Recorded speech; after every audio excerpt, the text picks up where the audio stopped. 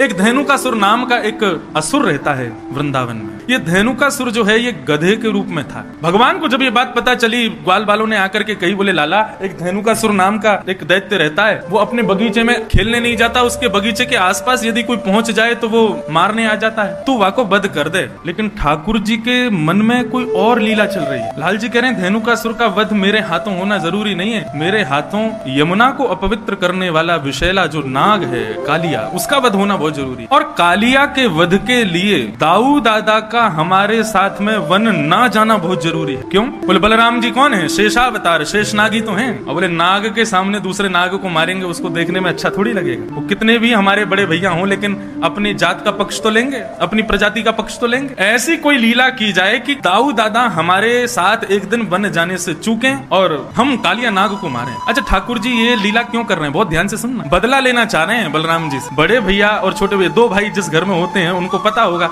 बड़ा भैया हमेशा कहा करे छोटे भैया को चिढ़ाते ही रहे। और ठाकुर जी को बहुत चिढ़ाते हैं दाऊ दादा, इतना चिढ़ाते हैं, इतना चिढ़ाते हैं, सूरदास जी ने तो एक पद लिख दिया। ठाकुर जी ने समस्त बाल बालों से कहा भैया देखो धेनुकासुर का वध हम नहीं करेंगे, यदि धेनुकासुर को मरवानो है तो दाऊ दादा ते कहो, हम अकेले थोड़े ही हैं बलवान, दाऊ दादा भी तो बलवान है। सब ग्वाल बाल दौड़े दौड़े दाऊ दादा के पास गए, बोले दाऊ दादा आपके बल की तो कहा कही जाए, आप तो इतने बलवान हो, ऐसे हो वैसे हो, खूब प्रशंसा की। हर बार असुरन को कन्हैया मारे, आप कब मारोगे? दाऊ दादा बोले हम तो कोई कहवे ही ना है, हमें कोई बतावे ही ना है, कोई असुर को मारनो, हमें बताओ तो हम मारे। तब सबने बताई, बोले धेनुकासुर नाम का एक दैत्य आया है वृंदावन में, आप उसको मार दो। दाऊ दादा ने तो महाराज कसली अपनी कमर, बोले अभी बता मैं कहाँ है धेनुकासुर, अकेलो कन्हैया बलवान थोड़ी है, हम भी कम थोड़ी है कन्हैया थे। अब यहाँ दाऊ दादा सब ग्वाल बालों के संग जा रहे थे, ठाकुर जी ने मधुमंगल को बुलाया, बोले सुन यहाँ पे। दाऊ दादा जैसे ही धेनुकासुर को वध करे ना, पूरे वृंदावन में हल्ला मचा दियो, बोले दाऊ दादा ने गधा मारो, यो मत कहियो असुर मारो। पूरे वृंदावन में हल्ला मचवा दियो और सबंत कह दियो दाऊ दादा ते छुए नहीं, गधा को मार के आए। मधुमंगल बोलो मुंह को कहाँ मिलेगा?